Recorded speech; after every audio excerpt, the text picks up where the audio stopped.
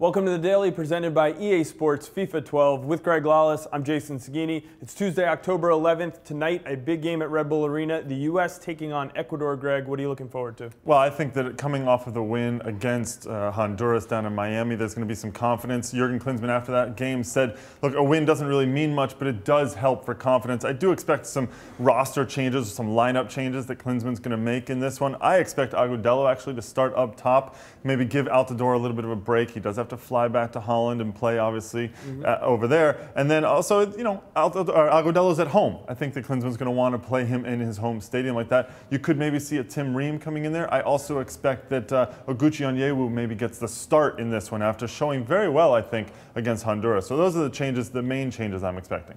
All right, you can see that game at 7 p.m. Eastern Time on ESPN2. Something else that came out of the press conference yesterday with Jurgen Klinsmann talking was he was saying he wants the MLS season to be extended, which is funny because usually we hear they play too many games. We've seen that over the past couple of years, the MLS season has started a little earlier, ended a little later. So what are your thoughts on that? Well, my take is there are so many factors involved in the scheduling of the MLS season. A bigger one than all of them, though, is the weather. I mean, the U.S., just the way it's set up with U.S. and Canada, there are certain months you just cannot play in certain cities, both from a hot standpoint. It's so hot sometimes down in Texas when they're playing in the middle of the summer, and it's so cold, obviously, up in Toronto and New England when they're playing in February, or if they ever try and play in February. So all of those factors, and also, you know, Klinsmann's saying it needs to be longer, but we hear all the time in Europe about these long seasons and the players just don't get the rest that they need. And I think that maybe there's something that, you know, it's maybe an old school thinking coming out of Klinsmann, which is not really the way he is. He's usually always thinking about the next step and what can be done to make things better. I don't think a longer MLS season is necessarily beneficial to everyone the way some people do. All right, you mentioned playing in Canada. They are playing in Canada tonight.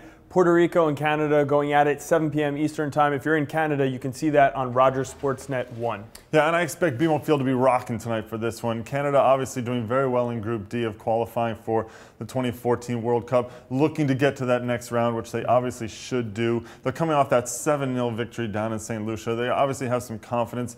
Big one to watch here, Dwayne De Rosario still gunning to equal the all-time record for goal scoring for Canada. One player who won't be playing for Canada is Will Johnson. He left camp with an ankle injury. And also on the international scene, Robbie Keane leaving Ireland camp with an injury. Yeah, and he's been ruled out of their game today in European qualifying.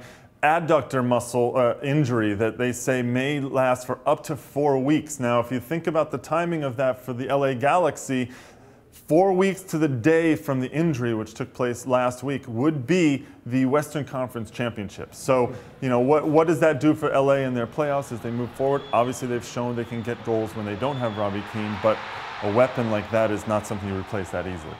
Okay, moving on. Referee Week on MLSsoccer.com this week. It began yesterday. Plenty going on, Greg. There is, and it starts off with a great sort of behind-the-scenes look at Mark Geiger, very experienced referee. If you don't know this, he was actually the center man at the U20 World Cup final down in Colombia earlier this year, the first American referee ever to referee a World Cup final. That's pretty impressive, and you guys in the video team went behind the scenes with him to see what's involved in getting ready for a match and what's involved in sort of the life of a referee in MLS. Yeah, and part 2 comes out today, so you can check that out on the site. Also, the top 50 MLS Cup moments continues to count down as we look forward to MLS Cup and the #1 moment. Do you have any guesses? I'm not guessing at all, but I'm imagining that we're going to have to go back into the annals of MLS, actually, to really get to that one. Yeah, and also Extra Time Radio. Yesterday, we had Shellis Hyman on the show, and also the armchair analyst Matt Doyle joined us to talk about the U.S. national team. You can get that on iTunes or Buzzsprout, and we'll be back on The Daily tomorrow.